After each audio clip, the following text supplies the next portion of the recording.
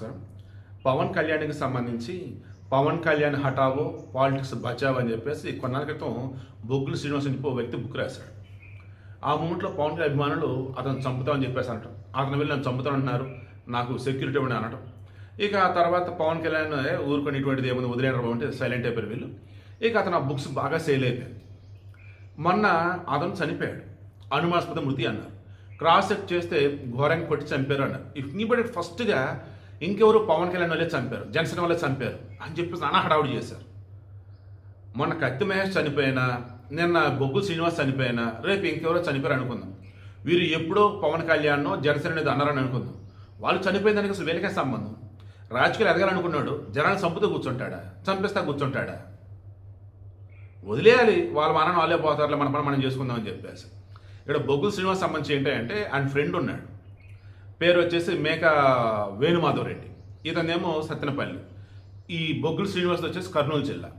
వీళ్ళు కర్నూలులో silver Jubilee కాలేజ్లో డిగ్రీ చదువుకున్నప్పుడు ఇద్దరికి పరిచయం. మళ్ళీ రీసెంట్గా కొన్ని నెలల క్రితం ఇద్దరు కలిశారు. కలిసినప్పుడు బొగ్గుల బీబీక్యూ అని ఒక బిజినెస్ ఉంది అతనికి, దానికి జిఎస్టీ కూడా ఉంది. దాన్ని ఇక్కడ మధుసూదన్ మేక వేణుమాధవ్ రెడ్డి కూడా సమ్మేద ఉంది. ఈ ఇన్వాయిస్లు చేద్దాం, నకిలీ ఇన్వాయిస్లు చేసి గవర్నమెంట్ సబ్మిట్ చేద్దాం, మనకి డబ్బులు వస్తాయి, దాంతో సెటిల్ అయిపోవచ్చు అన్నారు. అప్పుడు ఆ బొగ్గుల శ్రీనివాస్ ఏమన్నాడు, సరే చెరో సగం అని చెప్పేసి అన్నాడట. ఓకే అనుకున్నారు. 90 లక్షలు వచ్చాయి. చెరో సగం అన్నప్పుడు 45 కదా, బట్ అతను 15 ఇచ్చాడట. 30 ఎప్పుడు ఇస్తావు అంటే ఇద్దాంలా అన్నాడట.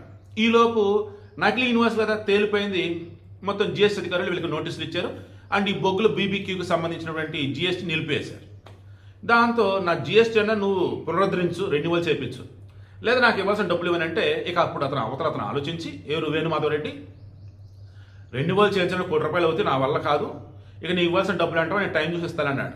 ఇక మొన్న ఇస్తాను రా అని చెప్పేసి పిలిపించి ముందుగా స్కెచ్ వేసుకున్నాడు. కోటేశ్వరరావు, బొగ్గుల శ్రీనివాసు, వేణుమాధవ్ రెడ్డి ముగ్గురు కలిసి మందేయాలి, ఆ తర్వాత బయలుదేరాలి. మధ్యలో అబ్దుల్ అండ్ అలీ ఇద్దరు కారు ఎక్కుతారు. వీళ్ళంతా కలగలిపి శ్రీనివాసుని చంపేసి నీరు పడినటువంటి ఒక రిజర్వర్లో పడేసి అది ప్రమాదం చిత్రీకరించారు. ఇది కారేమో వేణుమాధవ్ రెడ్డిది. సో బయలుదేరారు. నకరికల్లు దాటిన తర్వాత ఇక ఈ మధ్యలో ఆల్రెడీ తాగారు, కారులో ఆల్రెడీ కొట్టేశారు. ఈ మధ్యలోకి అబ్దుల్ అలీ వచ్చి ఎక్కారు. ఇక ఈ మొత్తం కూడా కలగలిపి ఈ జనగాం సైడ్ అన్నప్పుడు పాలేరు రిజర్వాయర్ సైడ్ వెళ్ళిపోయారు, ఖమ్మం జిల్లా. ఆ రిజర్వాయర్ దగ్గర ఒక పక్క మొత్తం రెడీ చేసి పెట్టుకున్నారు కాబట్టి ఇక అప్పటికే బొగ్గుల శ్రీనివాస్ చంపేశారు. ఇక కారు ప్రమాదం కొద్దీ రిజర్వాయర్ల కింద నమ్మించడం కోసం అలానే చేసేసారు. ఎవరి దగ్గర వెళ్ళిపోయారు.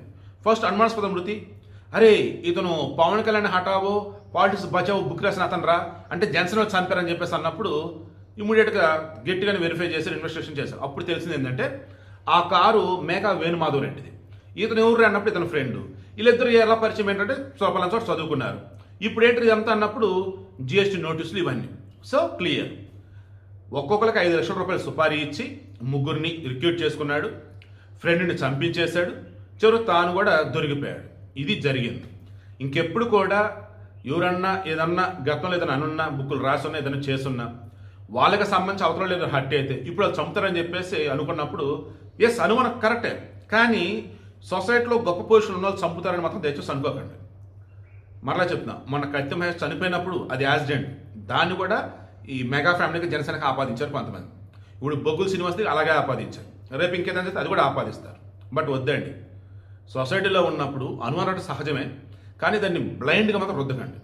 బొగ్గుల శ్రీనివాస్ అండ్ వాళ్ళ ఫ్రెండ్ ఇద్దరు కూడా కలగలిపి నకిలీ యూనివర్సిటీ రెడీ చేసి దాంతో లాభం పొందామని చూశారు, దొరికిపోయారు. దొరికిపోయినప్పటి తర్వాత డబ్బులు షేరింగ్ దగ్గర తేడా వచ్చింది. ఆ తేడా వచ్చి ఫ్రెండ్ని కూడా చూడకుండా చంపేశాడు ఆ వేణుమాధవ్ రెడ్డి.